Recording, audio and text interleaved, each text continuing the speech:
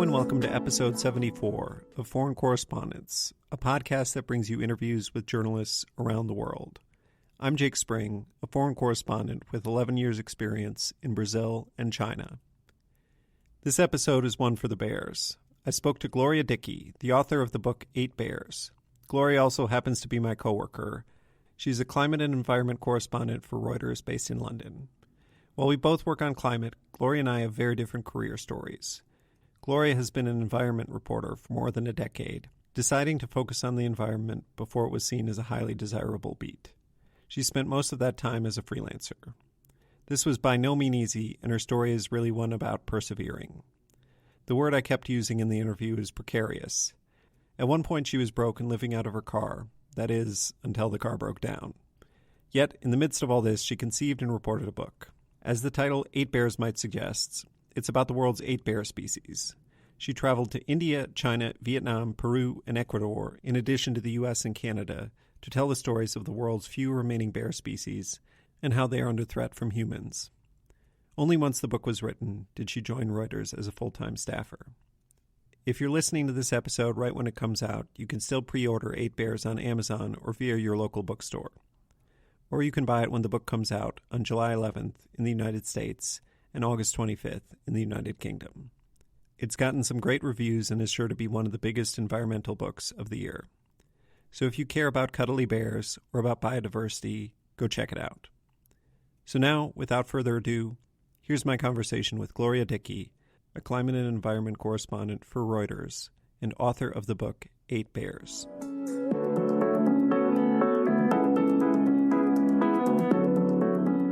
Thanks so much for coming on the podcast, Gloria. Hi, Jake. Thanks for having me. To warm up a little bit, if you could set the scene for us, tell us about the physical space around you and also where you are geographically and a little bit about what your past week of work was like. Sure. I am currently in my studio apartment, or flat, if you will, and I'm in Northwest London. It is a gray, rainy day here, and what did I do with my past week of work? I worked on a few enterprise stories at Reuters that we've had in the pipeline for, I think, 2 to 3 months now, and finally working on getting those cleared and hopefully pivoting back to more news in the coming weeks, and I guess a project with you, too. Yep, which we can't talk about per Reuters policy, but yeah, no, that should be a good one.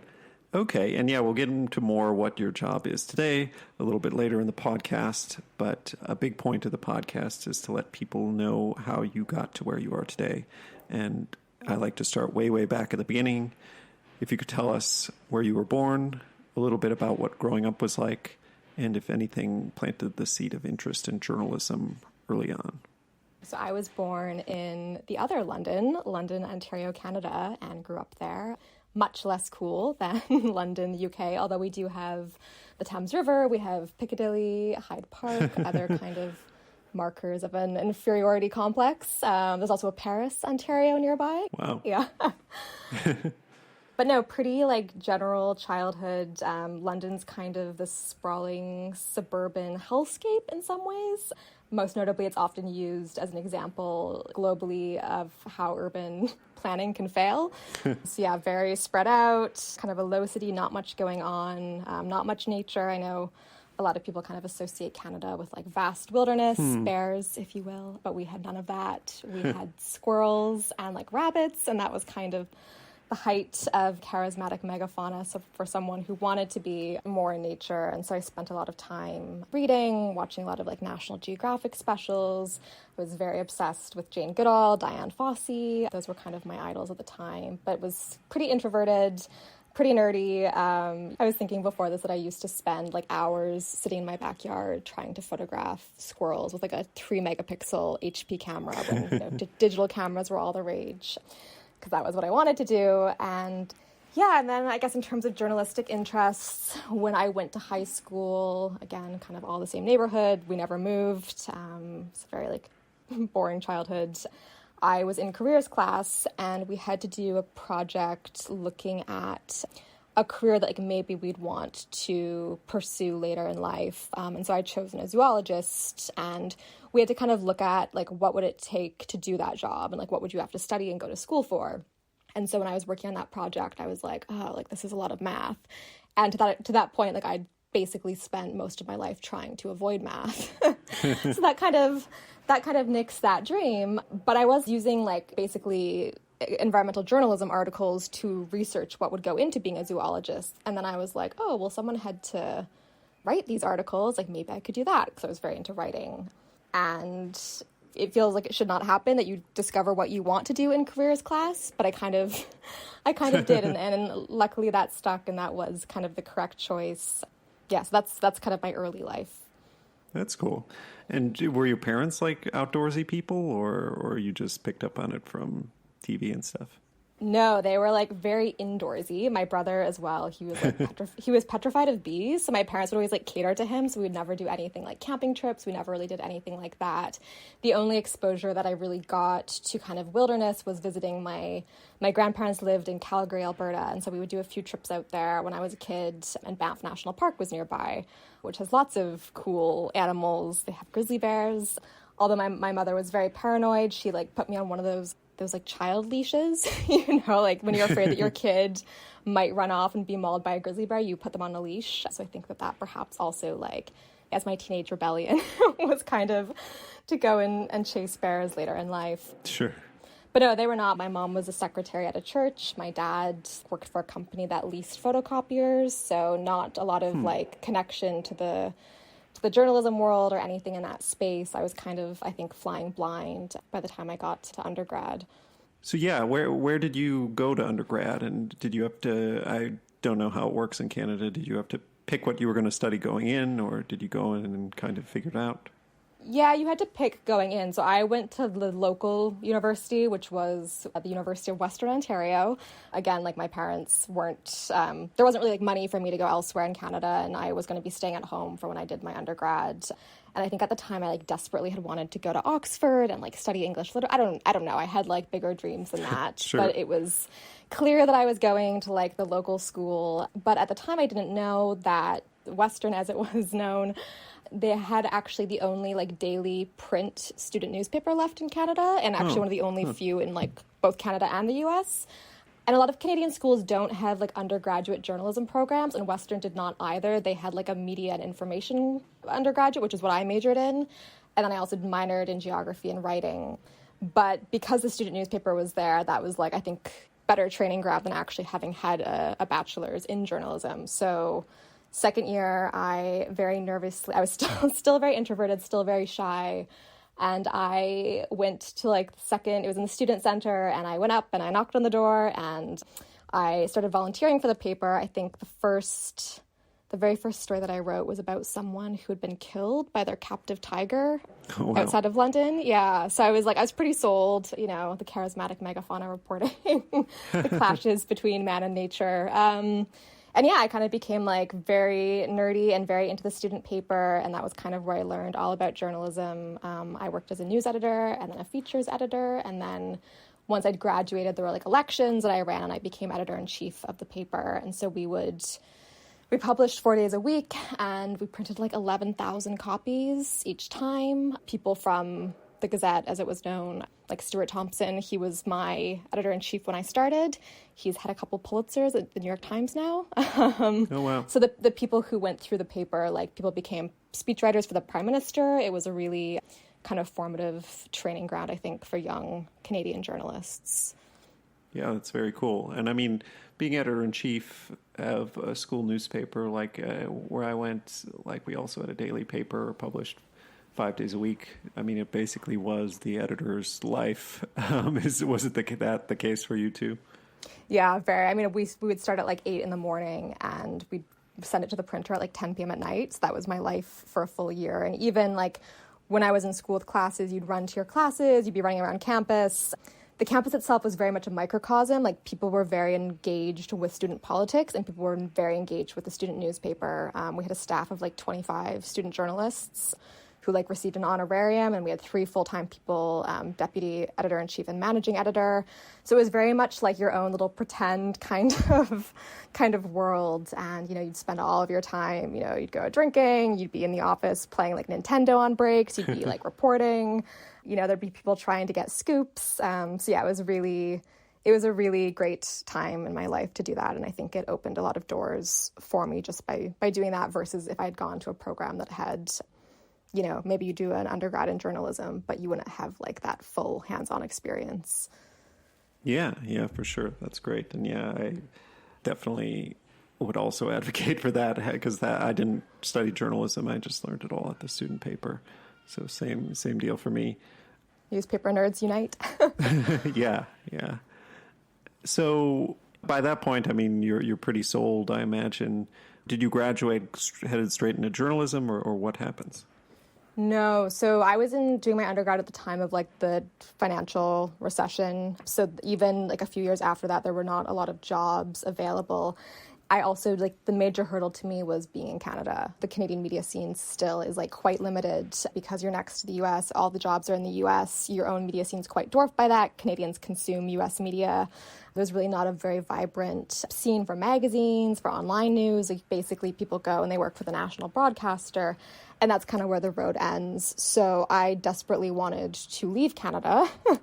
And for me, of course, you're looking south, you're looking at the U.S., and so I wanted to do my master's, and I applied to the University of Colorado Boulder because they were one of the few schools anywhere that had a program in environmental journalism. And I think, like, it's interesting just to think back even a decade because now, like, climate reporting jobs are so, like, a dime a dozen. Everyone wants to be in environmental and climate reporting. At the time, it was, like, quite niche. There were not many people who wanted to do that. There were very few programs that specialized in that.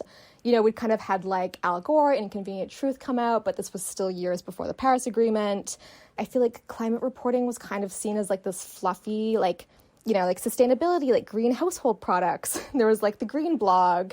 And a lot of those jobs, even as fluffy as they were, like, had been axed during the recession. So there just, like, wasn't a lot of opportunity. There weren't a lot of programs. People weren't interested in it. But I kind of, I guess, persevered, and I really wanted to go to Boulder. But I was also, like, quite daunted by the fact that, U.S. grad school as an international student is very expensive. I did not have the money to go. I don't think I would have probably even qualified for student loans to have gone. So my parents were very much like, just choose another school in Canada, stay here, go into PR. But I was pretty determined, and I applied, and I ended up getting a full ride, which was definitely a life-changing moment for me. Like, I never thought I would be able to to get out of the other London. And so, yeah, it was definitely one of the highlights was having not just tuition covered, but also, like, cost of living expenses for 2 years. And, to leave J school with no debt was, a fantastic gift. So, yeah, so I moved to Boulder. Yeah, and just out of curiosity, I mean, did you apply separately for the full ride if it's something, young journalists out there can still do, or does it not exist anymore? Do you know? I guess full ride is like, it's basically I received like a full assistantship, which meant that I had to like work as a research assistant, but they in return they gave you like a stipend and waived tuition. And so there were people who could get like half assistantships, so you'd have to pay like, I don't know, like $50,000 still for 2 years. But if you were able to get like the one full-time position, you didn't have to pay anything. So I think those things probably still exist at some schools. Yeah, that's cool. And so how was the program? I mean, you'd already learned a lot on the newspaper. Did you get a lot out of grad school? Would you recommend it to other people? And just tell us how it was, yeah. I feel like I'd recommend grad school if you can go to grad school and not emerge onto the market with debt, right? Because I think that's like the number one kind of crippling thing if you leave with a journalism degree and you can no longer work in journalism because you have to pay off tens of thousands of dollars. For me, I felt like I wasn't necessarily wanting to go to grad school because I wanted to learn more about journalism, but I wanted to be able to get out of Canada and I wanted to be able to network. And I wanted to live in a place as someone who wanted to work on environmental journalism that actually had nature and that was dealing with a lot of those issues that you would, report on. Boulder is kind of this like fantastic epicenter of the issues between like urban and wilderness. You have like wildfires that encroach on town. You have the Colorado River, you have like water issues, you have like the National Renewable Energy Lab, some like very large federal institutions are based in Boulder, atmospheric scientists, the scientists who like are some of the leading experts on climate change globally are based there. And you have bears, mountain lions, bobcats, everything kind of coming into town and creating chaos. So I think if you wanted to cover environmental issues, it was like such a perfect place to be. And I was really fortunate. It was a really small program. I think that there were like five master's students. Oh, wow. And I was like the major keener. I think I was like quite engaged. And I had a really excellent mentor during that time too. Michael Kotis, he'd written a book called High Crimes about like crime on Everest, and he was in the middle of reporting a second book on the wildfire crisis in the US when I was there, and he kind of like took me under his wing and taught me everything there was to know about journalism. Growing up, I didn't know any journalists.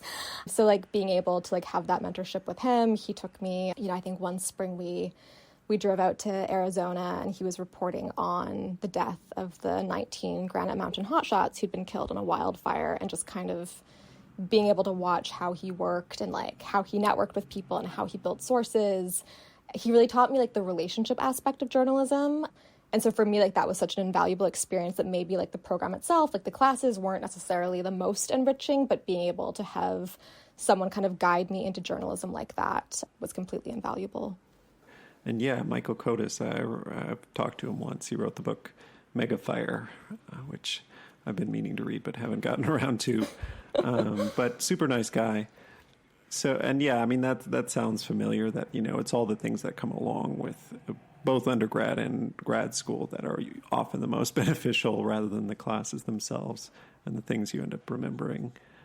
Did getting you to the U.S., I mean, during this period as a grad student, were you producing journalism too? I was in a tricky position because I wasn't allowed to actually like produce journalism because of my student visa.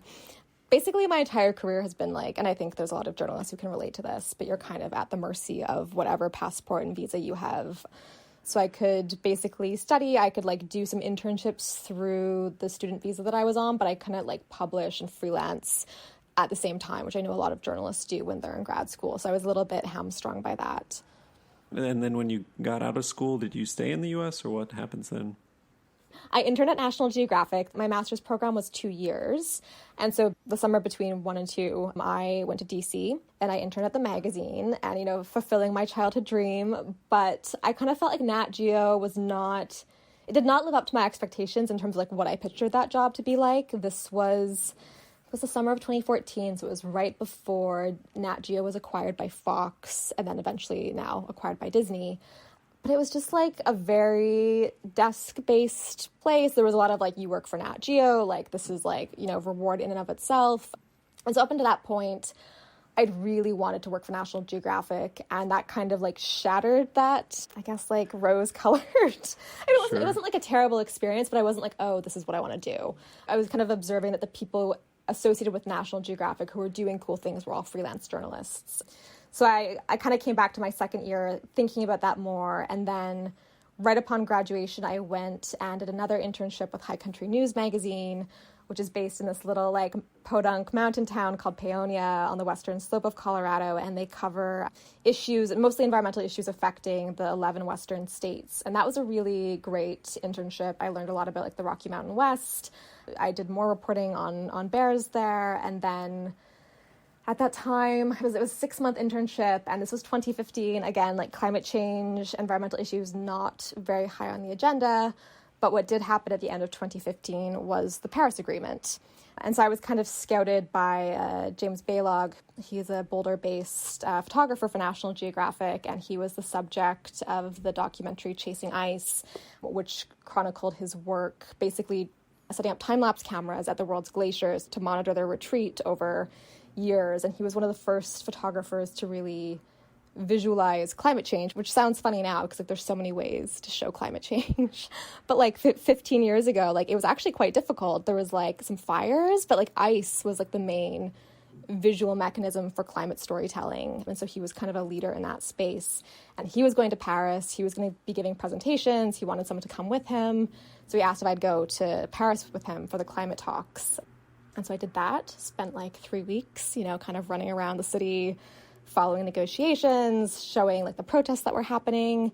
This was like the watershed moment, I think, for climate reportage, and it was a really valuable experience to be there. It started getting, at that point and afterwards, environmental storytelling was no longer dismissed, I think, as like this kind of like fluffier reporting area. That was kind of the catalyst moment. And so then he offered me a job back at he was working on another documentary. So he gave me a job that would keep me in the country for another year and a half. And then Trump was elected. I was getting frustrated with like, you know, how on earth do I stay like in this country? I couldn't really see a good path forward for immigration. And so I decided to go freelance and I left the US. Okay, wow. So like when you were in Paris for the climate summit, you were there with him, but were you publishing somewhere, or was he shooting it for a documentary, or what exactly were you doing there? We were like taking photos for like the National Geographic Instagram page. This was like kind of like peak Instagram. Yeah, and I mean I was helping him with like, he was giving a bunch of presentations on the sidelines, and so we were like helping with that. It was kind of just like going around Paris though and like taking photos and like documenting what was happening. It was a bit of a hodgepodge position, but it was really great. I mean, he has a very commanding presence, and he was another really great early career mentor for me. So I think just like being there and around him and seeing like how he moved through this world and had carved out a pretty spectacular niche in a very competitive environment was also just like really educational. And the documentary you worked for him on, is that out? What is it? I did not stay the whole time. It was called The Human Element. It did come out. I like left halfway through to go freelance. But yeah, I mean, we were kind of doing research on like characters, location. It was just basically just showing kind of how the world was changing through like fire and ice and I guess population and things like that. Sure. And when you go freelance, I mean, do you move back to London, Ontario? Where do you go? That is the question. So I basically packed up my 2001 Volkswagen Passat, which had like hundreds of thousands of kilometers on it, and I drove north. I was trying to figure out like a good place in Canada to report from, and I didn't want to go to a major city. I was not going to go back to Ontario. So I decided to go to Prince Rupert, British Columbia, which is it's northern BC. It's up near like Ketchikan, Alaska is like the closest place. It's very like old kind of like logging type town vibes. Twin Peaks, I guess maybe that's kind of what it's like. Sure. It has like a population of 12,000 people. And at that point I was like pretty broke. I was like living between like my car and like hostels in town. I was like quite upset of having to leave the US. Like I didn't actually really want to leave the US. I just like, I wanted to be a journalist, like, you know, with capital J. I didn't want to necessarily be working on like a production company. And I couldn't really stay in the US very easily and do that. So yeah, I spent maybe like 5 months kind of in and around Prince Rupert. And during that time, I got one of my first magazine assignments, which was that grizzly bear trophy hunting was coming to an end in British Columbia. It was one of the only places left where you could still hunt grizzly bears. And so the Walrus magazine in Canada assigned me to do that story. And so I was reporting from the First Nations. I was meeting with trophy hunters, with bear advocates about that issue, and kind of that was my main reason for being up there in the end. And then I was pretty close to like leaving journalism by the end of that year. I had no money left. I was like starting out as a freelancer was quite difficult. And then I actually got an award from Thomson Reuters Foundation for a story that I'd done on maggot farming for agriculture feed. Wow. And it was like enough money, like it was a pretty good like financial reward that came with it, that it like basically kept me in journalism. It like turned things around for me. So yes, forever grateful for that. Wow. And did you stay in Prince Rupert, you said, after that? I did not. My car was like breaking down. It broke down in the Nass Valley, which is like this volcanic ash valley in the middle of nowhere. And I like had to give it to like this like Yugoslavian man, and basically move my stuff into a storage unit. But to do that, I had to get out of Prince Rupert because it was so remote. So I like dragged my like barely functioning car onto a ferry, went down the coast of British Columbia, got to Vancouver Island, where I got rid of my car to the Yugoslavian man, moved all of my belongings into a rental car, and then drove another 5 hours to get to Victoria. And then I moved everything into a storage unit and was kind of like, okay, like what now? And that's when I started to look internationally. Wow. Yeah, that's quite the precarious situation. What did happen then? So I guess just to go back a few years. So when I first moved to Boulder, I started noticing that there were a lot of issues happening with black bears in town. And I'd spent some time in Banff National Park. I'd seen that a lot of the kind of residential areas near there, they all used bear-resistant trash bins. But in Boulder, there were like bears getting into trash cans and alleyways every single night. Colorado Parks and Wildlife had begun killing quite a few of these like nuisance bears, and there was a movement afoot to basically get the city to start also using these bear-resistant trash cans, which, if approved, Boulder would be like the first city of its size to do something like that in the US. And so I had to choose a master's project. I decided to look at like black bear human conflict over trash management across the Western US for those 2 years. I basically went to a bunch of really pretty places and took photos of garbage cans. I went to, I was in Aspen, I was in Lake Tahoe, I was in Banff. So again, like beautiful scenic places. And I was like, you know, kind of like mucking around in garbage. But so Boulder did pass this issue. Like on the weekends I would hang out. There was this group of people in town called the Boulder Bear Sitters. They were like this citizens group of volunteers who, whenever bears came down into town, often with their cubs, these people would like stake out under the trees where the bears were sleeping to prevent people from getting close to them and like having conflict. And then they'd wait for the bears to safely leave at night. So I would like hang out with these people. I would like volunteer with fruit pickers who would like try and strip the apple trees bare during the fall because otherwise the bears came in and got into trouble. So that was kind of like the 2 years that I spent was reporting on bears for my master's thesis. And then when I went to High Country News, I'd done some reporting on the Yellowstone grizzly bear because that was up for delisting from the Endangered Species Act. I had the grizzly bear trophy hunting up in Prince Rupert. And so something else happened in the fall of 2017, which was when I was kind of up in Prince Rupert, was that I'd gone to the Society of Environmental Journalists conference in Pittsburgh that year. And they had a session, it was like a book pitch slam. So basically you had like 2 minutes to pitch, elevator pitch style, like your idea for a book. I'd kind of been thinking about like, oh, like, would I want to write a book about bears? I've done a bunch of bear reporting. I couldn't really find the book that I wanted to read about like the world's 8 bears. I mean, most people know, like, they know polar bears, they know brown bears, they know black bears, but like there were 5 other species that I thought like really hadn't gotten that much attention. And so I kind of think I spent maybe like 20 minutes in the hallway, like writing up a little paragraph about a book where I'm like, bears, there's 8 of them. And, you know, I don't think it was like overly well thought out, but I was like, oh, I'll try, you know, just bringing it up. And so basically like the conference, they'd assembled this panel of book editors from across the US. And one of them was Matt Weiland at Norton. And so I like stood up, I read my little like 2-minute bear blurb, and he loved it. And then like later at the conference, he like, you know, found me and was like, bears, I love it. Like, can you write a full proposal for me?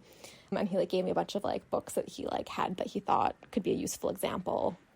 And so I was like, okay, like, yeah, sure.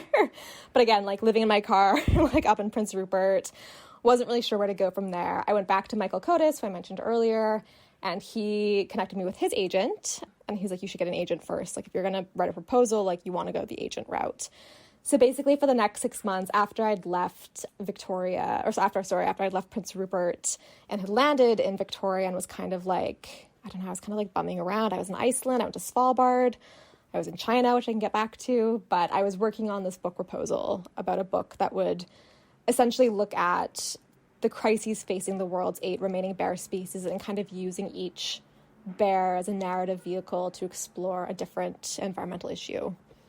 Gotcha. And yeah, I mean, so you had put all your stuff in storage. I mean, practically living-wise, how do you make something like that happen, you know, travel around the world when you're broke, I guess, is the short way to put it. Very good question. Yeah, so basically I was paying $100 Canadian a month for the storage unit, and I basically just I couldn't afford to travel and pay rent somewhere, right? And I think I give that advice to a lot of people, which is try and live as cheaply as you can. And so I kind of moved everything that mattered into a 60-gallon backpack. And I began traveling, and I stayed in hostels, and I was getting magazine assignments to try and basically just cobble things together. I remember one particularly devastating moment was that my MacBook was breaking down. I finally had saved up enough money to get a new MacBook, and then I was mid proposal writing, and I knocked over a cup of coffee, and my computer literally did the sparking fritzy thing, and I was no. My proposal lost a huge chunk of my proposal. Oh no. Had to get a new computer, had no money. But I think, I would stay with friends when I was traveling. I, again, was like just living as cheaply as I possibly could. And once I kind of left North America, like, China, as I'm sure you're familiar, like things are a lot cheaper there. If you're going through like Southeast Asia, like things are cheap. So you can afford to like build up your portfolio and write without making like a ton of money. Right. Yeah. Wow. But still, I mean, that's a ballsy move. To not have a lot of money and be in foreign countries. I've been there, and it's a bit nerve-wracking. My parents were not happy. Yeah, I can imagine. Wow. And lay it on us. How does the book process work in terms of, you found an agent, did you get an advance? Did they give you any money? How does the actual process of getting a book deal work? Yeah, I mean, it's long. So I talked to Matt Weiland at the conference, and that was like the end of 2017. And then by the summer, I'd kind of finished a proposal, and I started talking to agents. I then signed with an agent probably a couple months after that. We worked on the proposal together to get it into like final shape.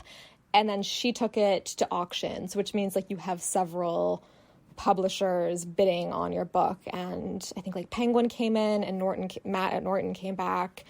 And that was kind of a tough decision because I was like, everyone knows Penguin, right? Like it's the one publisher that people know.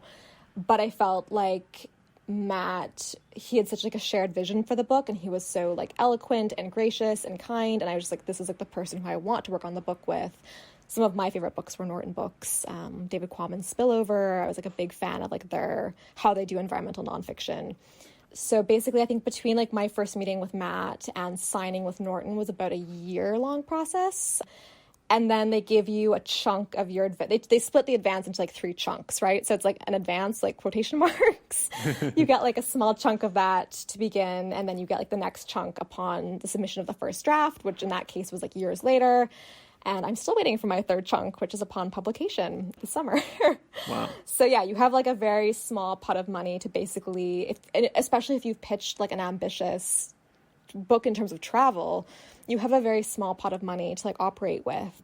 So that was kind of where I started applying to grants. I was applying to fellowships. I was trying to get magazines to send me places where the bears were so that I could like do extra reporting, but like the flights were covered essentially. And then I would stay in, hostels. So yeah, that's kind of a quick rundown of how the book process worked for me. I think that like I was quite lucky in that like I already had interest before I even wrote the proposal. So it wasn't like, I think there's a lot of people who like they labor away on a proposal for years. And because I had people approaching me about books beyond just Matt, but I kind of knew that there was interest, and I had a really supportive agent, and that whole process actually was like really smooth for me. Yeah, that's great. And then in terms of reporting the book, the concept was 8 bears, where they're located.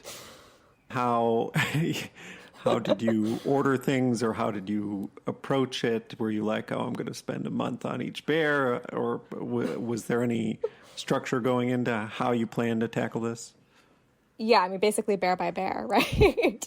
Yeah, it is a very like simplistic format in some ways. I was a little resistant at first to the title of 8 bears because I was like, this sounds like snakes on a plane. Like we're just saying like what the book is.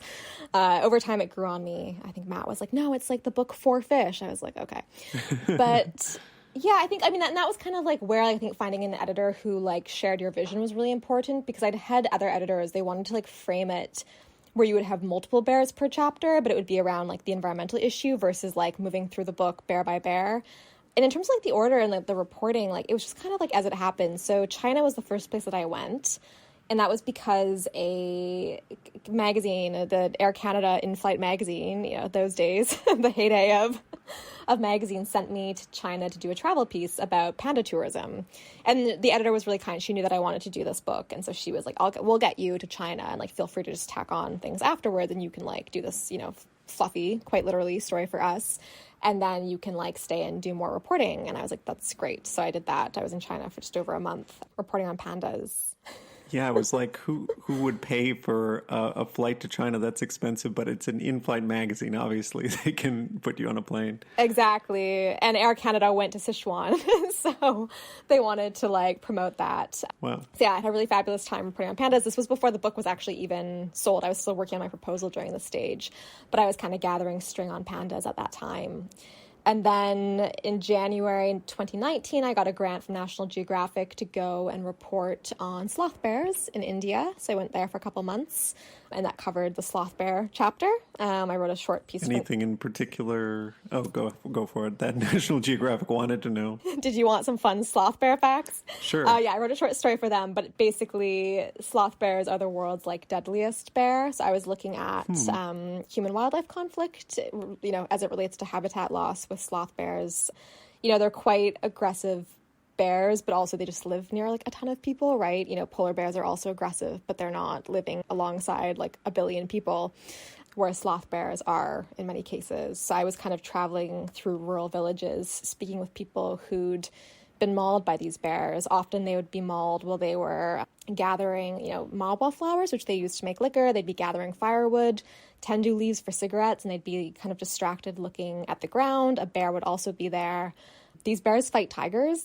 That's how aggressive they are, and they often win. Wow. So I saw a lot of really, horrific injuries. And even we went to one village and we were trying to find someone who'd been mauled years earlier. And they're like, oh, she's in the hospital. And then we had to, it took a minute of confusion. And it was like, oh no, someone else was mauled yesterday. That's how frequent these attacks are. And often these bears will attack 4 people at once too. So they attack large groups. So yeah, I spent a couple months with Nat Geo's support doing that, and a lot of that also became the book chapter. The other thing that I did too, and I'm sure you're, very used to doing this, is I tagged along with scientists, right? There's a group that's the International Bear Biologists. So you can kind of find the scientific expert for each bear, and I'd email them. I'd be like, do you have any field work coming up? Can I come with you? So a lot of the book is reported through these sloth bear expert group or the spectacled bear expert group, and that's who I went into the field with to learn more about the bears. I was going to ask, I've lived in China for a while. You can't really avoid pandas. They're a big deal. I've been to the, Chengdu Great Panda Research Center or whatever it's called. Yep. Maybe even twice. I can't remember. But jealous. Don't they tell you that pandas, they're not really bears. They're they're stopped evolving a long time ago. I can't quite remember the exact spiel on it, but are panda bears really bears? I feel like you're conflating pandas with red pandas, or what China calls the lesser panda. Okay. Pandas are actually the OG bear. They are the world's oldest bear in terms of lineage. I think they go back to 6 million years. Pandas are very much bears, but that is a common misconception. Whenever I meet someone, they're always like, pandas aren't bears. I'm like, no, they are bears. The thing, about them stopping evolving sounds like it was right. I think it's because, people are right, they're kind of inept. If the panda was left to its own devices, it would probably be extinct. But fortunately, China is very invested in making sure that doesn't happen. So yeah, no, I do. The Chengdu base it's such a wild area, such a wild area, and the tourists, I think it gets nearly as many as Disneyland who visit each year, and they breed the bears there. And there's quite a few bases like that around Sichuan where you can go. I volunteered as a panda keeper for the day. Oh, nice. So I got to go into the enclosures and, clean out panda poo. You're right about I'm mixing it up with the red panda, which is a relative of a raccoon, but not really a bear or something like that. Yeah, I really love the fact that China calls them lesser panda, and they have a kind of crappier area in terms of the panda base, right? No one cares about these little red pandas. It's a thing for the tourists. Did I pay money to hold a red panda? Yes, I did. And they're not going to let you hold the real pandas. They're too precious. I think you can if you pay a lot more money. We were offered that. You can sit next to one and put your arm around it. I think it was, I have this detail in my book. It was $200 US for 5 minutes to get your photo taken, cuddling a panda. But I think they stopped doing that because a panda bit someone on the ear. Oh, wow. Wow. Yeah. And when I was a student, $200, I was forget about it. That's not happening. I'll pay whatever, $20 to hold this red panda. Not on the journalist's salary. We're not hugging pandas. But cool, yeah. And it sounds like you front-loaded the most difficult bears first in terms of, the most far-flung places. And then did you come closer to home after that and do the North American bears last? So no. So after India, I went to Vietnam, and that was just using book advance money. And I started reporting on bear bile, which is probably actually the most difficult bit, I would say. China has a large bear bile industry for pharmaceuticals as well, but that's like, you're not reporting on that. It's too closed off and it's too dangerous to report on that. Vietnam is more open. So basically bear bile, for those who don't know, it's an extract that comes, it's bile. We have bile too. We actually have some of the same chemical properties that comes in what is technically ursodeoxycholic acid, I believe is the word, deoxycholic acid. And for a long time in traditional Chinese medicine, they've killed bears and taken their whole gallbladders out to use. People ingest it, they mix it into wine. It helps with things like hangovers, sex drives, what have you, headaches. But then in the 1980s, it was like North Korean scientists began developing a method where you could keep bears alive and extract the bile from the galls of living bears through catheters and various kind of torturous contraptions. And this huge industry came up around bear bile. And China's a stronghold of it, but other countries like Vietnam, like Laos, they also have this. And the bear species that are used for that are moon bears, or also known as the Asiatic black bear, and sun bears to a lesser extent. And so I wanted to get into these bear bile farms in Vietnam to see what was happening. The main issue is that bears cannot be bred. They're not breeding these bears for the farms. They're taking them from the wild. So you're having a significant impact on wild populations at the same time as obviously like extreme animal welfare issues that, is depleting Southeast Asia of its bears and kind of giving them this lifetime of pain and misery, all for a product that actually doesn't sell for that much. Like, it's not like rhino horn. It's not like tiger penis. You're not getting like thousands of dollars. Like, it's a few dollars. And it's just like a point of pride at this point. And so my next kind of goal was to kind of get onto these farms around Hanoi and see what was happening to bears there. And did they say, come on in, like, report on our bear torture? As they always do. They did not, but it actually was not that hard to find. So these, like, unlike China, where it's a really large operation, there's this one little district called Phuc Tho near Hanoi where a lot of the country's remaining bile bears are, and they're actually in pretty public-facing, like, cages. So you can go through this town. You can see, like, I went to this one, like, quotation mark farm. They had 28 moon bears in, like, these wrought iron cages facing the sidewalk. And, like, no one really blinks an eye. It's like, these are just, like, their bears. Like, the bears are showing, like, stress behavior. They're moaning. They're, like, swaying back and forth. They're growling. And these people will try and, like, sell you bile. I went with a fixer, and, she kind of was like, oh, like, we're interested in, like, the bear bile market. And, like, they're like, yeah, sure. Do you want some bile? Like, this is how many bears we have. This is when we harvest the bile. Actually, I should say some of them pretend like they don't take the bile. They pretend like they are keeping the bears as pets, like, which is allowed in Vietnam still. So they're like, oh, like, we have 28 bears, but, like, they're pets, which, obviously that's not the case. But no, it was pretty open. When I was there, it was this one little area, and, like, no one had ever surrendered a bear to a sanctuary. There's a big movement afoot in Vietnam to try and get every single remaining bile bear into sanctuary. It was by the end of 2022. COVID derailed those efforts, but within the next year or two, they're trying to rescue every single bear in the country. But this one little neighborhood, basically, like, no one had ever given up their bear. And just after I left, the first bear farmer surrendered his bear to sanctuary, and now they've taken a bunch more out, and they've moved them to, like, these grassy oases in northern Vietnam. So there's some hope there. Yeah, wow. That's pretty grisly. Good bear pun. But I can't help with the bear puns. Yeah, no, that's terrible. So that was the portion on moon bears. I guess it gets a lot into that.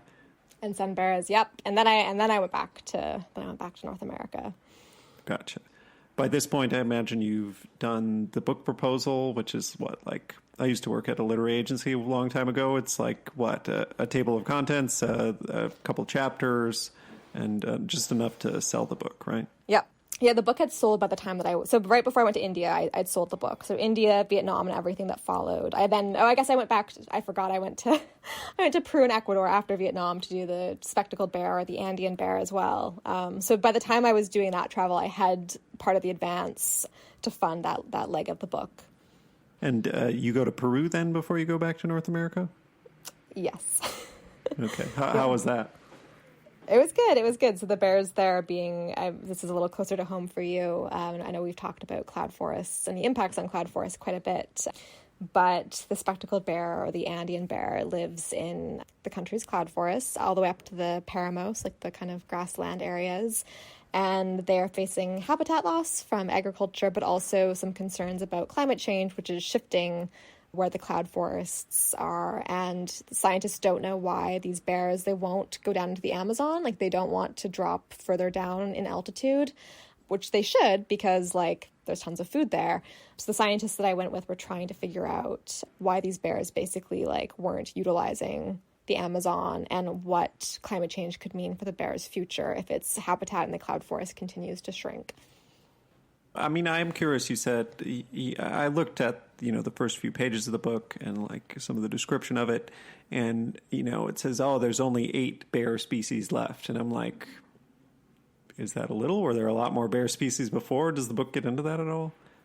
Yeah, it does. I mean, there were far more bears. I mean, I don't think there's ever been like hundreds of bears, but you had cave bears, you had the short-faced bear clan, or the short-faced bears, which the spectacled bear is like the last remaining member of that family. But during like the Pleistocene, there were a lot more bears. And then, it's kind of thought that humans, hunter-gatherers, probably pushed a lot of those species to extinction. But I think part of the reason that I was like attracted to doing this book was that 8 is like a very manageable number for a book, right? Like if you think of if you think of canines, if you think of felines, like there's monkeys, there's like hundreds of them, right? Like you can't ever do like an all-encompassing like monkey book. But like 8 is like the perfect number for chapters. It's really manageable. It's kind of surprising. I mean, it's both ways, right? Like people are surprised that there's more than just polar bears, black bears, brown bears, pandas. Most people think there's only 4. But at the same time, people are surprised when they're like, oh, like there's only like 8 bears left. So it was just a very like, again, it kind of lent itself, I think, to like this style of book. And in Peru, did you follow around a scientist, or how did you go about that part? I did. I met up with Russ Van Horn, who works for San Diego Zoo, and he's like the Andean bear expert group person. And so he was going to be going down to a place called Waikacha Biological Station, which is up in the cloud forest. Really, really beautiful spot. Lots of birders go there to like photograph hummingbirds. It's like a really biodiverse place at a really high altitude. And so he allowed me to tag along with him. He was with a bunch of grad students. They were checking their camera traps to see if they could find bears at different elevations.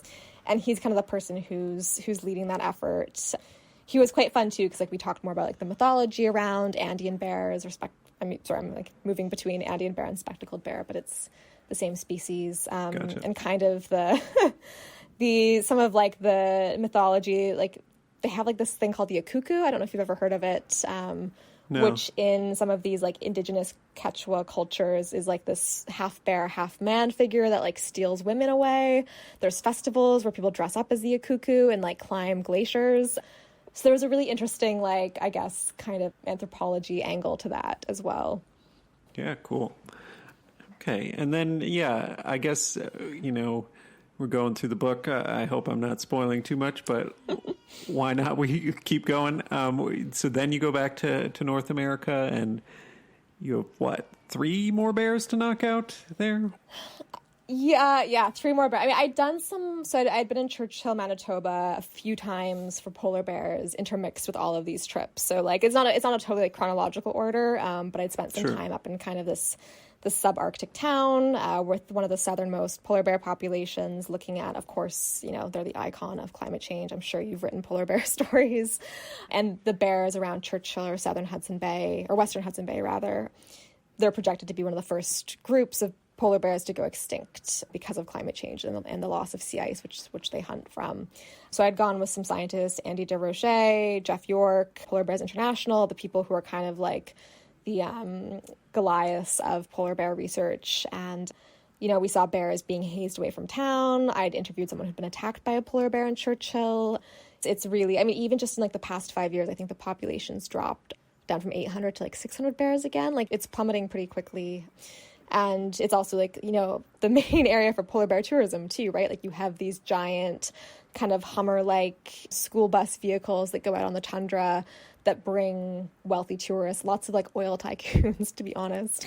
People from all over the world who want to come see the polar bear before it disappears.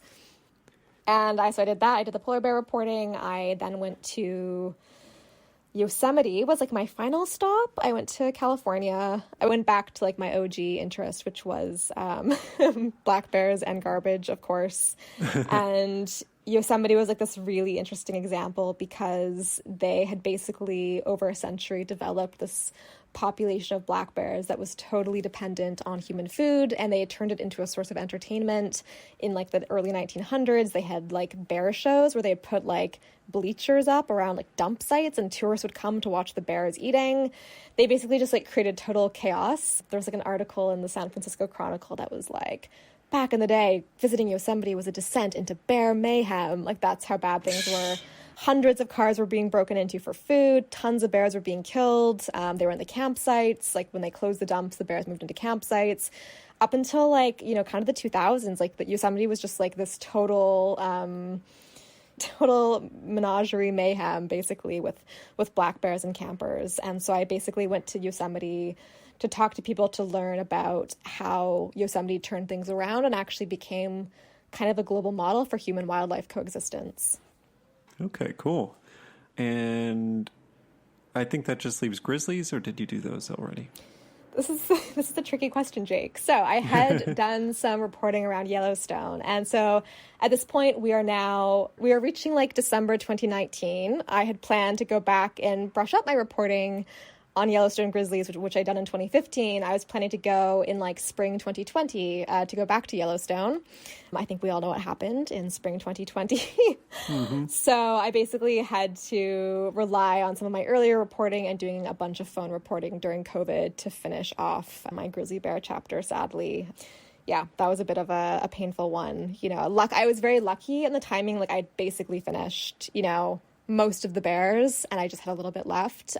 Because I know there were a lot of people who were working on books during COVID where, like, it completely derailed their projects because you couldn't travel anywhere for almost 2 years. But I'd kind of been planning on using most of 2020 to write the book. And in that way, it was, like, very serendipitous. And I was very, very lucky to basically just hunker down, like, no distractions, no FOMO, and just write for a year and a half.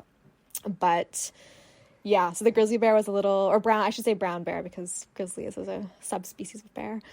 Oh, okay. but no, so I was basically pulling on previous reporting that I'd done and just trying to update it with phone calls. Gotcha. And yeah, no better way to write than to be trapped inside. Than a global pandemic. Yeah. Wow.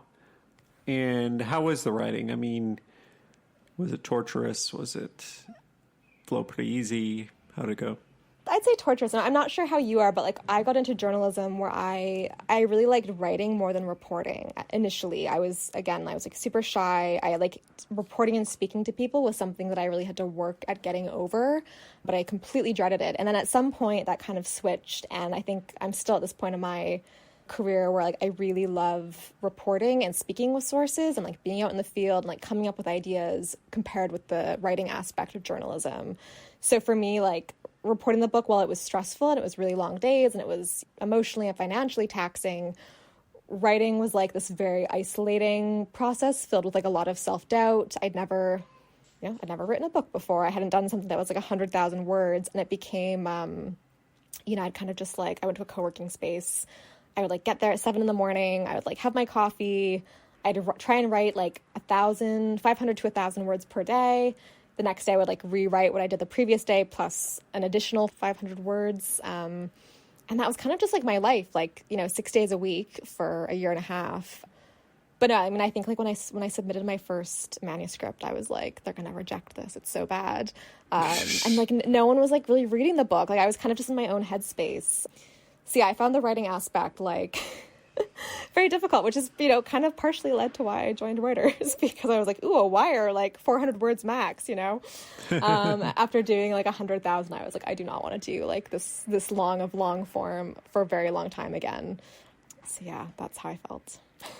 So it took a year and a half to write one draft, or how? Yeah, it was about a year and a half for the first draft, and then like another like 3 months. I think there were the edits weren't super heavy. I think there were about 3 rounds of edits on it, tweaking. There was no major restructure. Like I've had friends who's, they've submitted their book and it's been like a massive retooling. I was quite lucky. Matt like really loved the structure. He had like pretty nice things to say. We kind of finessed some things. He liked the order that I'd put the order of the bears from how I'd envision it to like, it didn't change at all, which I was a little surprised by, that he like liked that order. So yeah, it was about probably a year and a half for the first draft, and then maybe about another, let's see, I submitted July 2021. Yeah, and then about another 6 months for like the final maybe. And then you do fact checking. You hire fact checkers that you pay as well. Books don't come with a fact checking budget. Oh, I didn't know that. You have to do like all the annotations, which that took like months to do. Like everything in your book has to have like a link to where it's from, basically, for nonfiction. So basically, like between now working at Reuters on the weekends, I've often, kind of done additional book-related tasks for the last year. A lot of work. And so we're about the same age, graduated during the financial crisis. By this point, you've been, out of school for a decade, most of that, pretty financially precarious, like doing big things, but kind of just getting by. I don't know about you, but I look back at me when I was younger and I'm like, that looks like exhausting. I have no idea how I did it. How do you feel looking back on it?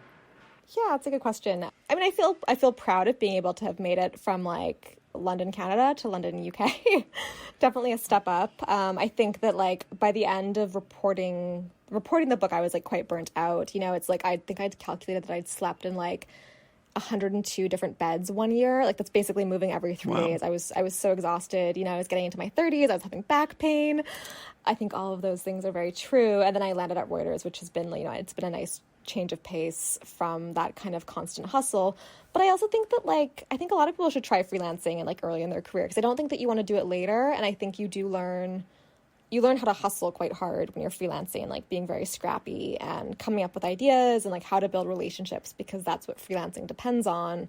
So I think like in that way, I'm glad that I kind of initially went directly into freelancing, that I think it would be hard to do that now, because you get comfortable, you're used to a paycheck, you're used to benefits. Switching to freelancing is a lot harder the older you get and the more responsibility you take on. I think it was a really great way to kind of spend like my mid to late 20s working on a book, finding different stories. I wanted to work, as a freelance foreign correspondent on the environmental beat. Bears were a really nice avenue to do that through. They took me to obviously some really beautiful and interesting places.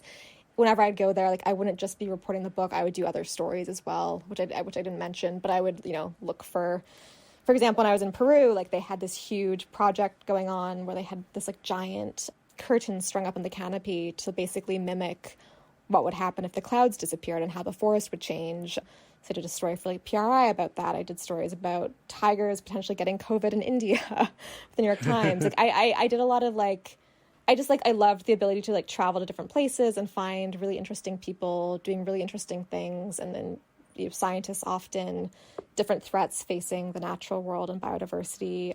So yeah, I'm happy that I like basically got that experience, especially once COVID hit. I was so glad that I had like been, out in the world for quite a few years before that happened. So I do recommend like, maybe some freelancing hardship to start off. Sure. Yeah. No, that you're right. It's good. It's a good way to learn a lot. But yeah, I mean, I never freelanced that much in my career, but there were a couple of times, and I don't know. Like I remember having to borrow money from friends a couple times, and like waiting for like paychecks to clear from certain things you had written. And I feel like I did it for a year or two, and by the end of that, I was like, okay, I'm kind of maybe starting to figure this out, that I could maybe like get by on this. But then I just got a job. So, but learned a lot. And what was I going to say? Oh, so how did Reuters get on your radar? How did you end up applying, getting the job? Tell us. We want to know how this stuff actually works in practice. My colleague wants to know the behind the scenes. Yeah, sure. So I had, during my freelance, and this is the thing with freelancing too, like you obviously meet a lot of people and you freelance for a lot of different outlets. And so one of the people that I had freelanced for at a different publication was hired by Reuters. She was familiar with my work. We'd served on the board of the Society of Environmental Journalists together for a few years.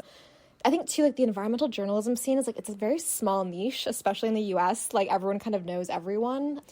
So she had asked for me to apply to the job, and then it was like, you know, the hiring process I think was like 6 months long in the end, which was actually fine because I was still working on the book. So I was like, just provided this like kind of drags out and I can finish book edits, then I would be happy to join. But yeah, I mean, it wasn't necessarily like, I wasn't like desperate for a job. And I think that's a common like misconception about freelancers is like, oh, you're freelancing because you can't get a full-time job. I was pretty happy freelancing, but I also felt like I kind of done everything that I wanted to do with freelancing. Like I knew how to do it. And I also felt, I think there's some like legitimacy issues sometimes with freelancing. People tend to not take your work as seriously, or kind of, you know, freelancing can mean a lot of different things. It can mean that you write one article a year and you're kind of, you know, living off a trust fund, right, or that you're hustling and writing 20 stories a month. And I was definitely towards the latter option there. Sure. But it was still, sometimes I felt like it was a bit difficult to like, because I hadn't had much newsroom experience.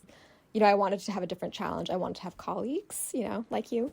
And I wanted to, I just wanted to have like, I guess, that experience on my resume at least, and feeling like, oh, like I know what it is like to work with a large agency beyond just kind of being by myself with my backpack in far-flung places chasing bears. Right. Yeah, no, that makes sense. So, yeah, and it sounds like you were asked to apply, so it's not like you were going out applying to everything in sight. Exactly. I was a holdout. Cool. And, I mean, that gets us pretty close to present, but I'll ask, you know, how have things been since joining Reuters? And I don't mean that as a loaded question since I work with you, but, you know, it's what I would ask anybody, like how have things been? Any highlights since then? Yeah, I mean, besides the colleagues, of course. No, it's been good. It's been definitely a learning curve, I think, also just switching. I basically did like the longest long form you could possibly do, and then I switched to like the shortest short form that you could basically do. So it's been like quite fun to learn how to write for a wire, and like kind of the, you know, the rigidity on like, word counts and all of that, and writing style. We got to go to COP to cover Sharm el Sheikh, Climate COP, and then I also went to Biodiversity COP last year. So it was a lot of copping. Yeah, I think too, like, I mean, it definitely like has that feeling of like, you know, people know what Reuters is, unless they call it Reuters, which they often do. Right. Yeah, I get that. But having like that, you know, that recognition, I guess, and being able to develop more on the beat. The other thing too is like that I think people don't always appreciate is the amount of time you have on a story. Like when you're freelancing, you're kind of cautious of like how much digging you're doing, how many phone calls you're making, because like that affects your hourly rate, right? So like you might do like 4 interviews for a story and you're like, that's all I can really afford to do. I need to move on to the next thing. And when you're at a place like Reuters, you have the opportunity to keep calling people, to keep going deeper on a story, to investigate things. And I think like that experience has been really, really precious and valuable to have that time to spend with sources and with a story. And I didn't have that before. Yeah, for sure. I was going to add, I mean, I think the other thing too that you and I have both faced is like the climate crisis has been like a bit tricky to cover the past few years because you had the COVID crisis and now you have Ukraine. And I think like there is a bit of challenge with that in terms of allotment of resources and attention when you have like these, you know, more immediate crises facing the world. But like climate, you know, as scientists will say, like that is like the biggest, but like more slowly unfolding crisis that is the background to everything else. And same with, you know, spillover and zoonotic diseases too, right? Like everything kind of boils down to the environment in many ways. Yeah, for sure. It is like you said, I've not been doing environment or climate as long as you have. And I would say that it has ramped up a lot, even just since I started doing environment stuff in like 2017, 2018. It's kind of crazy how fast things have kind of broken through to another level. And like, there's more broad consciousness about it. It's become kind of a more appealing beat to have. And I mean, that's interesting to think about. So even if we're competing against Ukraine and stuff, I feel like it is kind of finally getting the level of attention it deserves. I don't know. Do you feel vindicated by that at all? Yeah, I mean, yeah, I think it's like a hard hitter. It's like a hard hitting beat now, right? And I think, a decade ago it was kind of dismissed as like, oh, you're not covering conflict, or you're not covering like politics, like who cares about the environment? And now like people see how like interwoven the environment is with those issues. And I think there's a lot of really interesting reporting to be done in the space of climate change and geopolitics and diplomacy. And I also feel quite like lucky and grateful that I was like slightly ahead of the curve in some ways on environmental journalism. Like, as I mentioned, like when I went to school, people were not interested in environmental reporting. I would go to like the Society of Environmental Journalism conferences, and there was like maybe like 5 people there who were under the age of 30. Like, it was very much like older newspaper reporters who'd been covering like pollution issues in their small towns, but it was not like anything close to what it is now. So I guess, yeah, like vindicated, but also grateful that I've been able to be on this beat, for about a decade and seen some really interesting things happen, albeit not much progress on cutting emissions, but it's a whole other thing. Yeah, cool. I guess then to look to the future, you're in the final stretch on your book. What's going to happen with it? When's it coming out, and what do you have planned around it? It comes out July 11th in North America and August 25th in the UK. Yeah, basically just putting finishing touches on trying to like arrange a small book tour back in the US, doing some gigs in Colorado and Montana where the bears are, and then back up into Canada to visit some friends and family and do some book events there. It's been interesting because no one had really like read the book who was kind of a dispassionate reviewer. Like, everyone who'd read the book knew me. So I'm at the point now where like the reviews are starting to come in from people who do not know me, complete strangers. It's a little nerve-wracking to have that unbiased honesty. But you've gotten some good reviews in like Publishers Weekly, right? Yeah, Publishers Weekly gave it a starred review, which was very nice. Some Kirkus called it gloomy, but I was kind of like, I think all of our, like, if it's an honest environmental work, environmental reportage, then it's probably gloomy. Things aren't really going in the right direction there too much. Right. But no, yeah, I've gotten some really nice feedback so far. So just kind of planning for that. I don't think that I'll do a second book anytime soon, but who knows? I think this kind of hits the quota for now. And yeah, excited to get it out in the world and have people learn more about bears and the issues facing biodiversity. Yeah, good reception so far, and I hope it does well. Thanks. And I'll say it in the intro, but I'll say it again here. Yeah, people should go check out your book if they want to hear more about bears. And, I'm tempted to ask you what some of the takeaways and stuff are, but people should just go buy the book. So then next up, we usually talk about some stories, but we talked a lot about your book and a lot of the details of how you reported that. And so I think we've kind of covered that. Usually I do ask about a story that got away, and I'd be curious to know if you had anything. So a story that you wanted to do but couldn't do because, I don't know, you couldn't sell it, you couldn't finance the story, you couldn't get access. Is there anything that comes to mind about that? COVID definitely, nixed some planned stories, but I think I'd still be hopeful to eventually do them one day. I think I think there's a lot that I'd want to do in China, right? There's a ton more with pandas and getting access to pandas that I would have loved, but it's just so tricky, as you well know, to report there. Getting behind the scenes and the breeding efforts would have been phenomenal, but I did manage to get an interview with the scientist in China. It took 2 years of sweet talking and working connections to interview the key scientist who's behind the captive breeding efforts in China. His name's Jiang Hemin. He's known as Papa Panda in China. But yeah, that was a ton of work. But no, I don't think there's necessarily one story where I'm oh darn, but maybe I'm just too much of an optimist that I assume that one day I'll do them. Sure, no, but yeah, you don't want to put those ideas out there if you. And I don't want to give my scoops away. Right. So anyway. Okay, cool. Well, in that case, I guess we'll move on to the next section. So next up is the lightning round. It's faster paced questions. Do you feel ready? Yes, I'm ready to go. So first up, I'd like to know if there's any publication in the area you cover. Sometimes it's regional, but in this case, climate and environment, but a publication that you think does particularly good work on, say, climate and environment that maybe everybody hasn't heard of that you'd like to shout out as doing a good job. I did mention it earlier. I think High Country News magazine covering the Western U.S. does a great job. I'd also say Mongabay. I think a lot of people like in North America and like the Western world like haven't always heard of Mongabay, but they do phenomenal work covering the issues facing tropical forests, more work in developing countries. They support a lot of local journalists. So yeah, probably Mongabay. Cool. Yeah, those are two good ones. And then what is a publication vaguely journalistic in nature that you read, listen to, or watch for fun? Yeah, I think that I do read The Atlantic the most. I kind of don't like to like wind down with like, I don't read a lot of like environmental reporting in my spare time as much now. I think I prefer to find like areas that I'm not covering. So like I like to read Arthur Brooks, his writings on like happiness and community in The Atlantic I really like. I love Anne Applebaum's writings about Ukraine. I think she's done some really good work for The Atlantic. Those would be like the main things that I read and listen to, I guess. And then next up, is there any particular subject matter you geek out about that isn't related to your job? Well, it's kind of related to environment reporting, but I would say like urban design and like carless cities, like making cities more pedestrian friendly, I find really interesting.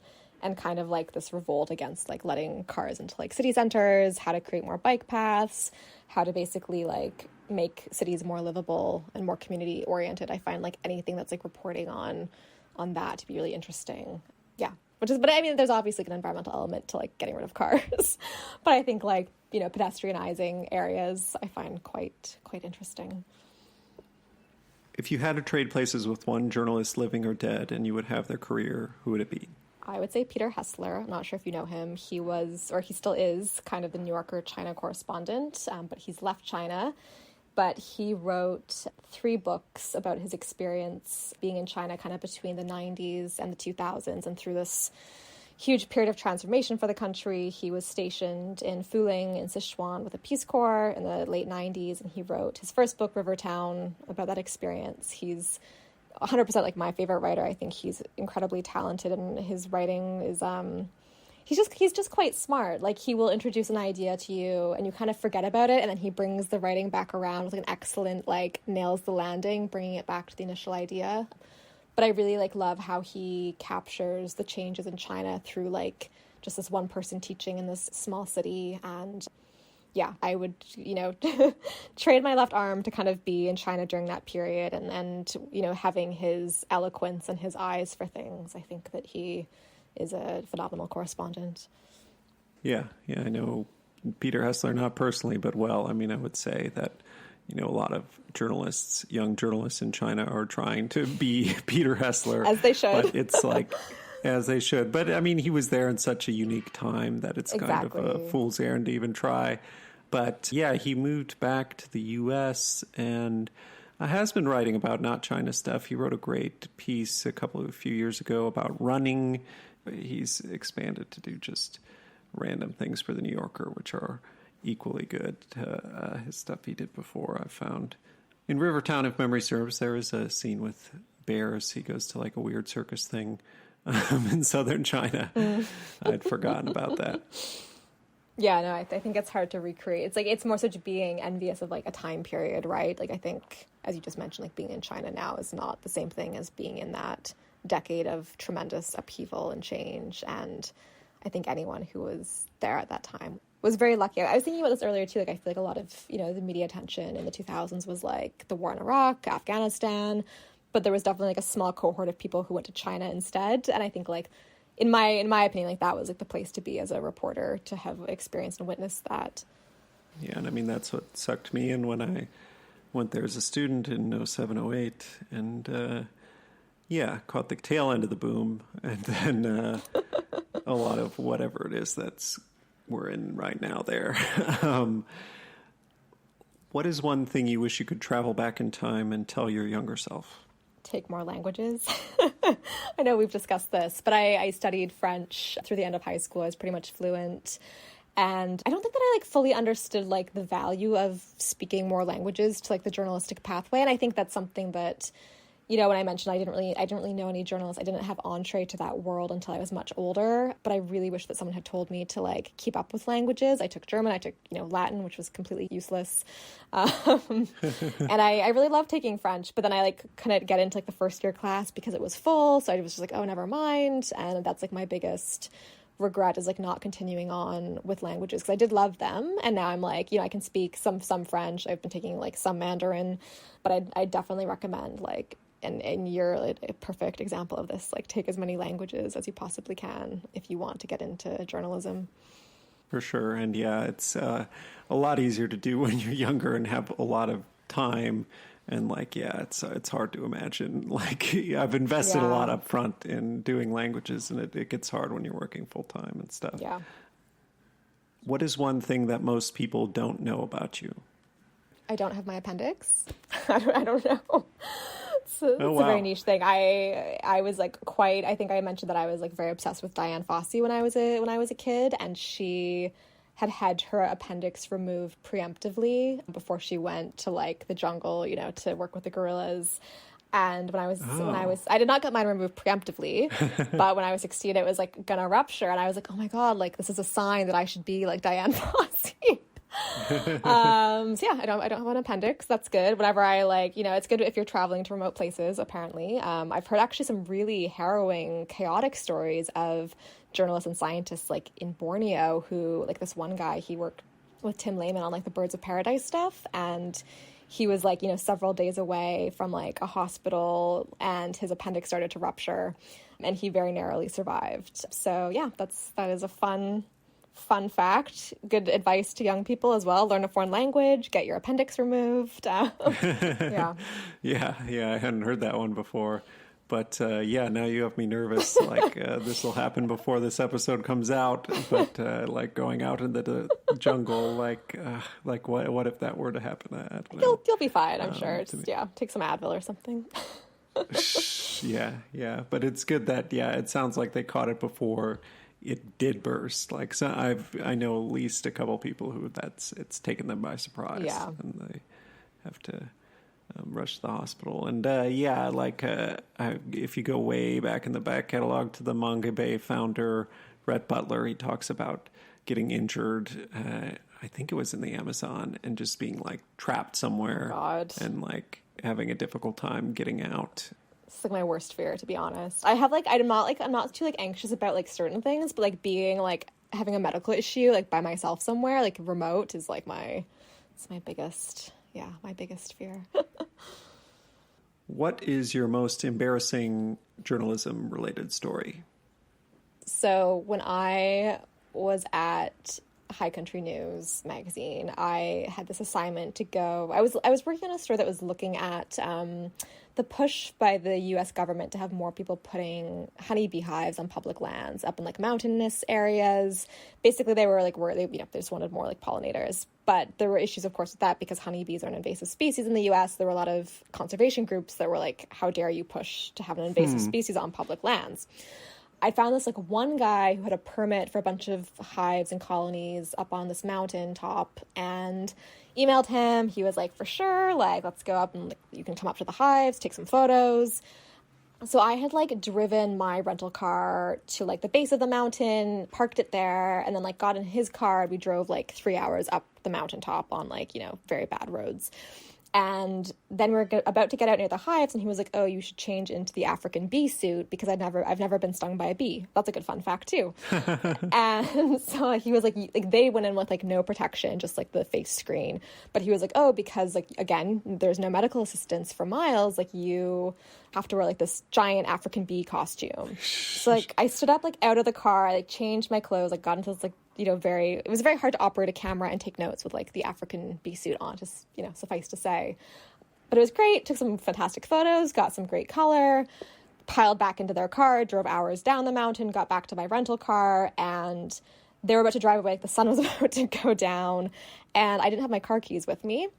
I like looked everywhere. They were about to leave. So I know it sounded like I was going to get stung by a bee. I did not get stung by a bee in the story. I did, however, leave my car keys that had fallen out of my pocket when I was changing into the African bee suit, like at the top of the mountain.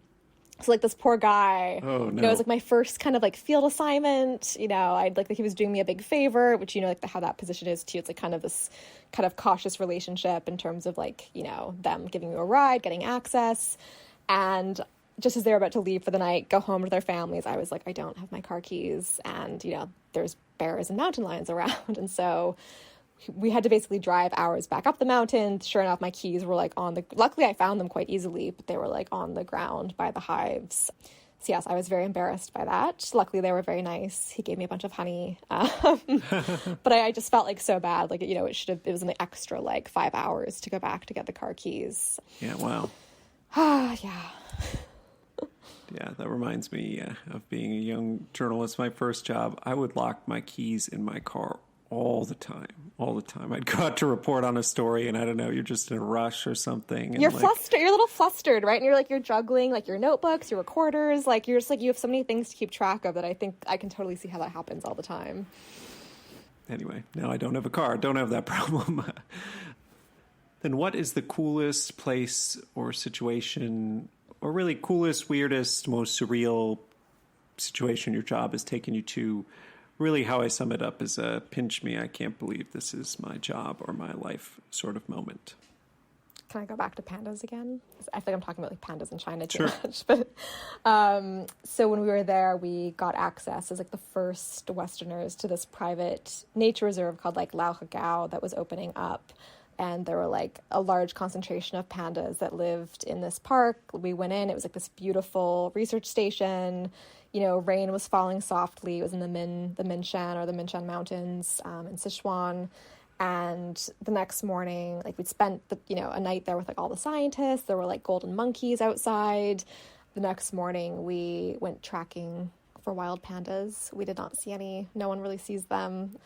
We did find some wild panda poop, which was like, they were very excited about that. Apparently that's quite rare. And we also saw like a very like deadly and dangerous viper. But that was it. But I think like having access to that landscape, it was so beautiful. It was so special. No one else had been in there before. Yeah, that ranks pretty high for me. Let's see. I guess before we go into the last few questions, I was going to ask you this. I don't know if you listened to the full Kendra Pierre Lewis episode, but we do talk a bit about it, and that is like, any thoughts on bear sex? Have you seen bear sex? Any opinions on her photography of bear sex? I know Kendra's like quite a fan of the bear sex. I was like edging onto my beat. Have I seen bear sex? I don't think have I seen bear sex? No, I saw like my first experience seeing a polar bear. It like was very majestic, and then it just like squatted and like took a shit basically, which was like quite a letdown for a polar bear. Like you don't picture that being your first polar bear moment.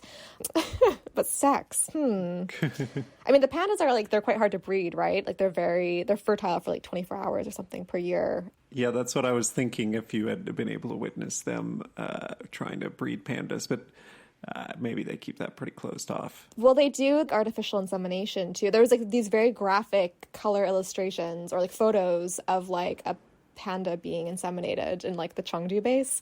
I remember that. I took a photo of that. It was just like so bizarre. Have I seen like multiple bears in the same, I've seen like grizzlies eating salmon, like that kind of scenario, but no, not like a copulation, not really like a copulation sense, no. But like, I mean, I support bears having sex since many of them are endangered, so we should make more bears. Yeah. But those are my thoughts. Okay, couldn't help but ask a little bit of a callback. People should go back and check that out for more bear talk if they haven't gotten enough. And the story about the polar bear did remind me when I was at the Chengdu Panda Research Center. We caught the pandas at like a very, very active moment. And these like juvenile pandas, I forget, they were like 2-3 years old, were all fighting and basically playing King of the Mountain and, pushing the other bears down into the little gulch between where you view the bears and like where they're at. And so one bear panda finished pushing his like 3 competitors all down the hill, and then he rolled on his back and just took a giant shit. And it was like, okay, yeah, he is the king, I guess, of the mountain. And there were probably like 1,000 tourists with their iPhones taking photos of that, right? Right, yeah. I didn't have a smartphone for a couple of years after that, so I had my crappy little, however many megapixel camera. But probably up those deep in the archive. Before we get to the last two questions, did anything come to mind on the best journalistic article piece, whatever you've consumed recently? Can I mention a documentary instead? Sure. Okay. I would say one of the best things I saw last year was the Fire of Love documentary, which was basically chronicling using archival footage of like these two volcanologists who were killed in an eruption in Japan. Just like really beautifully done. I guess, yeah, maybe I like don't read long form as much now that I work for Reuters and, you know, you're writing all day and having written a book. But no, that was probably what stood out to me in like the past 6 months was that documentary. Just a really like the way that she crafted through the footage, like, you know, this love story between these two people as well as their love for volcanoes. I think that was, yeah, one of the best pieces of like media that I've consumed lately. Then for the final two questions, first, what is your favorite film, book, TV, or other piece of media about journalists and why? I was going to joke about how to lose a guy in 10 days, but I feel like that's not a good answer. She does write Pearl Women's Magazine, right? Yeah. Exactly. Andy Anderson, icon. And she's like upset because they don't want to take her story about like Myanmar to like the women's magazine. It's like, yeah, obviously, like know your audience. But no, I would, in seriousness, I would say I quite enjoyed A Private War about Marie Colvin. It was like the kind of biopic. I think it was a really honest portrayal of conflict journalists and sometimes why they do the job, getting addicted to that kind of job. A really powerful film, I would say that one. Then the final question is, qualifications aside, if you couldn't be a journalist, what job would you do? I have always thought I want to be like a homicide investigator. And I have a good reason for that because I think the skill set is like quite similar to journalism in a way, like doing interrogations, doing interviews, trying to gather evidence and information to like rebuild a story of what happened. I don't know. I think that's what I would perhaps lean towards. Yeah, that would be a great job. What else would I do? I don't know, like maybe something fluffier, like, you know, hotel interior design or something. But I think I'd be inclined to be a nice, homicide investigator. Good improvement from journalism. No, I'm right there with you. Like, yeah, I'd be some sort of police investigator type of thing, FBI agent. I don't know. Yeah. I feel like just interviewing techniques like fascinate me and like the human condition. I think like that's just really interesting. And I think that's partially why I've come to really like the reporting aspect of journalism. And it's like the same thing, right? Like getting scoops, getting exclusives. It's like getting, you know, the murderer to confess. It's like, it's all kind of the same. It's all kind of the same motivation, which is no one's going to ever want to speak to us again now. But, Yeah. Okay, cool. Well, that is the final question. I'll just wrap up by saying thanks so much for coming on the podcast, Gloria. Thank you for having me, Jake, and see you at work.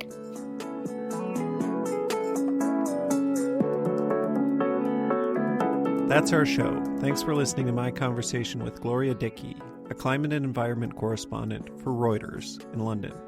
Gloria's book, 8 Bears, will be available as of July 11th in the United States and August 25th in the UK. I highly encourage you to go check it out. There are links in the podcast description to pre-order or buy it on Amazon or ask about it at your local bookshop. Those and other links to some of the things Gloria talked about are in the podcast description and also on our show page, foreignpod.podbean.com. If you like this episode of Foreign Correspondence, please subscribe to the show in Apple Podcasts, Stitcher, Spotify, YouTube, or wherever you get your podcasts, and give it a rating. Beyond that, it would be a huge help if you also write out a review saying what you think about the show. It helps get the podcast more attention. Follow or tweet at me on Twitter at @foreignpod. On Facebook, our page is facebook.com/foreignpod. Above all, if you know someone who might like the podcast, please recommend it to them. The show is produced and edited by me. Our music is a track called Love Chances by Mongabay Beats. There's more information on that in the podcast description and on our show page. Please look for the next episode in August. Until then, I'm Jake Spring, and this is Foreign Correspondence.